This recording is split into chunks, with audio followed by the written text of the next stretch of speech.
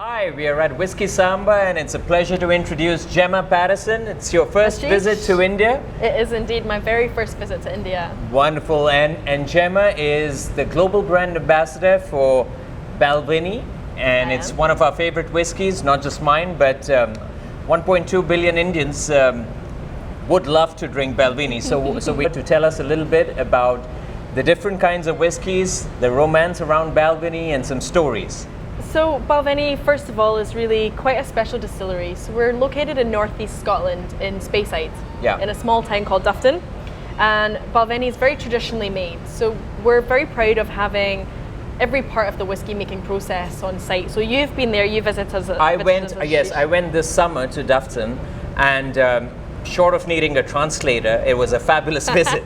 But the local dialect is very strong. Oh yeah. But hey, 4-5 whiskeys down, I totally could speak it. Balvenie has really introduced wood finishes to the industry.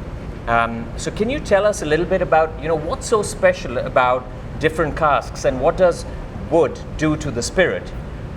So actually, first off, almost 2/3, actually even a bit more of the flavor profile of the whiskey in our glass is influenced by the wood. Wow, 2/3 is the cask. Yes, so important. So actually a small proportion from the production, most of the flavors come from the casks.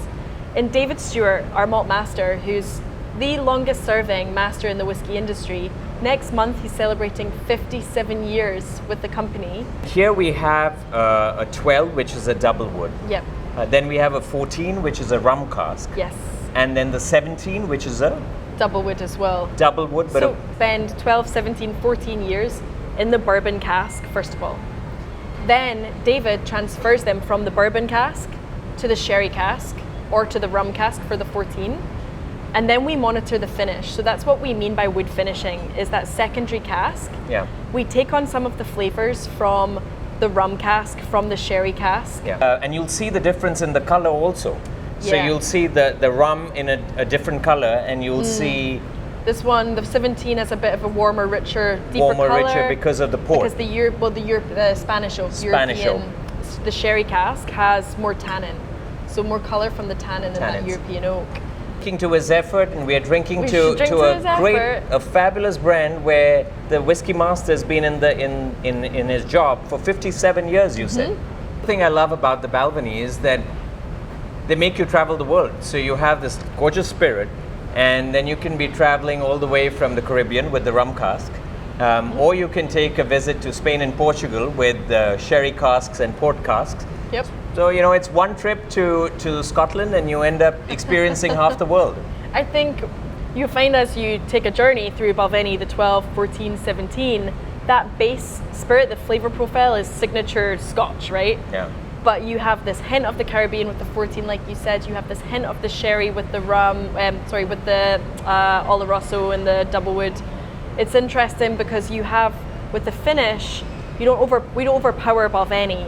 What our malt master has managed to achieve is that we drive in that element of that cask. So a little bit of depth, a little bit of complexity adds an edge to it without overpowering it. At one of my dinners when I was there this summer, I tried so many different expressions of the Balvenie that my son, who just turned 14, and coincidentally we went for his birthday, so it was like a return present for me. But when we were at dinner trying all the different expressions of the Balvenie, after about 7-8 of them, he said, "Dad, do you think I should ride you guys back home?" Luckily, we took an Uber. When you drink whiskey, it's going to be different, right? So if we're sitting at the bar here, or you're at the distillery, or you're at home with friends, dependent on the atmosphere and where you are, what's around you, the whiskey's going to be a little bit different. Absolutely, it's the memory. So kind of your mindset. Absolutely, and brings me to my favorite question that very often we get asked at the bar, and especially when we have global brand ambassadors. What is the right way to enjoy a glass of whiskey? So we've got these. What would you recommend? How should someone enjoy the Balvenie? Okay, so Ashish, I love this question because really there is no right way or no wrong way to drink whiskey. It's absolutely personal preference, and it depends on the occasion and the moment. So I want to try something with Balvenie that has Indian flavor, so maybe like a masala old-fashioned or something like that. Well, we'll try every which way, and after this, then we'll give our verdict. But cheers. Cheers. And how do we say cheers in back home in Speyside? Okay, so traditional Scots Gaelic, we say slancha. Slancha. Slancha. So great. It means So your health. Slancha. Slancha. To your health. To your health. If you love drinking wine and want to know more, do subscribe to Vino Tribe now.